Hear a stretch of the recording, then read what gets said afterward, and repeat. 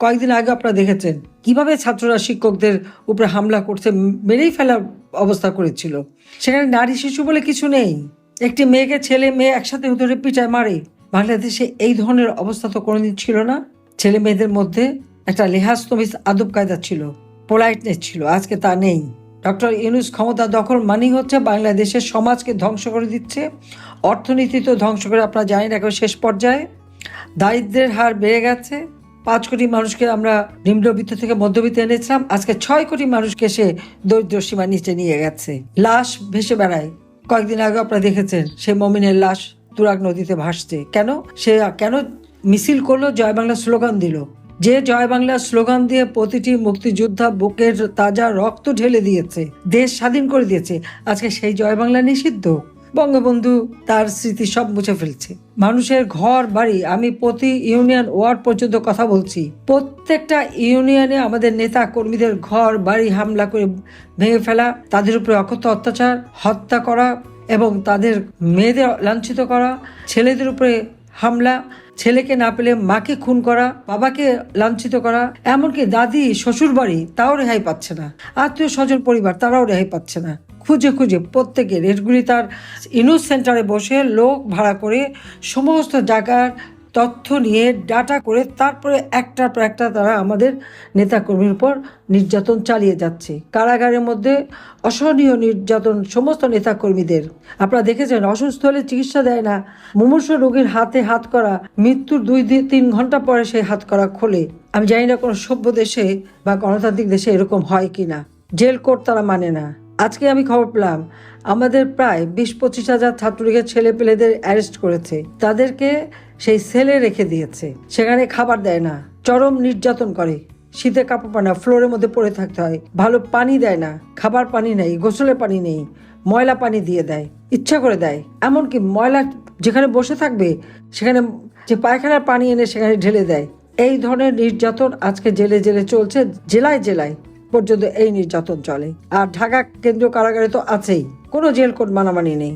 এইরকম একটা জঙ্গলি শাসন বাংলাদেশে আর এসেছে কিনা আমরা দেখি না। 71-এর পাকিস্তানি হানাদার বাহিনী তার দোসরা নির্বাচনের গণহত্যা করে গেছে, কিন্তু ওই বঙ্গবন্ধু ভবনও পোড়ায়নি। হ্যাঁ, পুড়িয়েছে, আমাদের ঘরবাড়ি পুড়িয়ে দিয়েছে, কিন্তু এরা তো বেছে বেছে। এবং এই বঙ্গবন্ধু ভবন পোড়ানোর পিছনে হলো তারেকের পরামর্শ। এটা তার কারণ, যে লোকটা প্রথম আগুন দেয় তার নাম হচ্ছে রোমান হাওলাদার, যুব দলের কর্মী। তার ছবি দিয়েছে, সে নিজেই যে আগুন দিচ্ছে।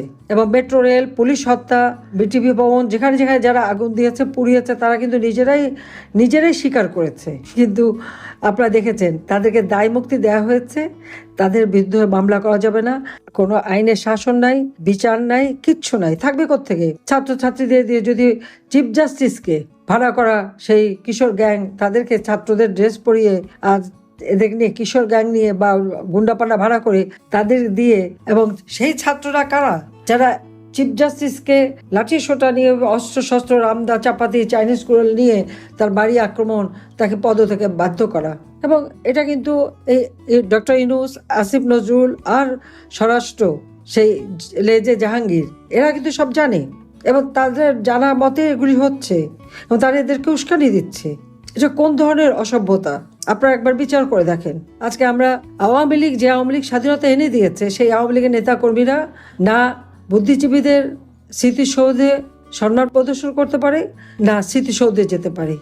আওয়ামী লীগ যে দেশ স্বাধীন করেছে, জাতির পিতা যে দেশের স্বাধীনতা এনে দিয়েছেন, অস্বীকার করবে কিভাবে?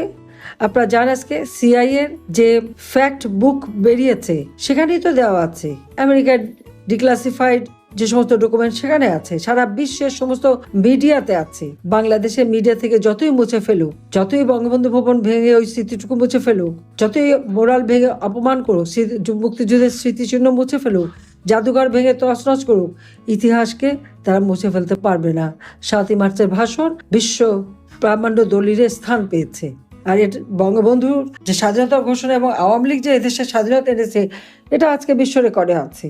তারপরেও ইউনূস বসে বসে এই ঘটনাগুলি ঘটাচ্ছে। এটা হচ্ছে দুর্ভাগ্যের বিষয়। কিন্তু আজকে আমাদের সকলকে প্রতিজ্ঞা নিতে হবে, বাংলাদেশের প্রতিটি মানুষ যারা স্বাধীনতায় বিশ্বাস করে, বাংলাদেশের প্রতিটি মানুষ যারা মুক্তিযুদ্ধের চেতনা, বিশ্বাস করে, স্বাধীনতার আদর্শে বিশ্বাস করে। প্রত্যেকে আজকে প্রতিজ্ঞা নিতে হবে যে লাখো শহীদের রক্তকে আমরা বৃথা যেতে দেব না। জাতির পিতা বঙ্গবন্ধু শেখ মুজিবের রক্তকে আমরা বৃথা যেতে দেব না। বাংলাদেশ স্বাধীন থাকবে, আবার উন্নত সমৃদ্ধ হবে। আমরা এদেশের তরুণ সমাজকে কর্মসংস্থানের ব্যবস্থা করে দিয়েছি, ডিজিটাল বাংলাদেশ করে দিয়েছি, বঙ্গবন্ধু স্যাটেলাইট 1 উৎক্ষেপণ করেছি, বাংলাদেশের প্রত্যেকটা প্রতিষ্ঠানকে আমরা উন্নত করেছি, বাংলাদেশের মানুষের অন্ন, বস্ত্র, বাসস্থান, চিকিৎসা, শিক্ষার সুব্যবস্থা করে দিয়ে দেশকে আমরা উন্নয়নশীল করে দিয়েছি। আমাদের লক্ষ্য ছিল 2041 সালের মধ্যে স্মার্ট বাংলাদেশ গড়ে তুলব। সেই লক্ষ্য সামনে রেখে উন্নয়নশীল দেশ হিসেবে বাংলাদেশকে গড়ে তুলে বাংলাদেশকে আবার আমরা ওই স্মার্ট বাংলাদেশ হিসেবে গড়ে তুলব। আজকে দিনে এটাই আমাদের প্রতিজ্ঞা, যে জাতির পিতা যে বিশাল সম্মান আমাদের দিয়ে গেছেন, স্বাধীন বাংলাদেশ হিসেবে এই সম্মান কেউ কেড়ে নিতে পারবে না। জাতিকে মাথা উঁচু করে চলতে হবে, এটাই আমার আহ্বান। ইনশাআল্লাহ বেঁচে যখন আছি, যেভাবে হোক আল্লাহ তো বাঁচিয়ে দিয়েছে, আবার এই বাংলাদেশ ফিরে পাবো। এই দুঃশাসনের হাত থেকে মানুষকে মুক্ত করব। বাংলাদেশকে আবার জাতির পিতার স্বপ্নের সোনার স্মার্ট বাংলাদেশ হিসেবে আমরা গড়ে তুলব। এই প্রতিজ্ঞা নিয়েই আজকে সকলকে আন্তরিক ধন্যবাদ জানিয়ে আমার বক্তব্য শেষ করছি। খোদা হাফেজ। জয় বাংলা, জয় বঙ্গবন্ধু। বাংলাদেশ চিরজীবী হোক।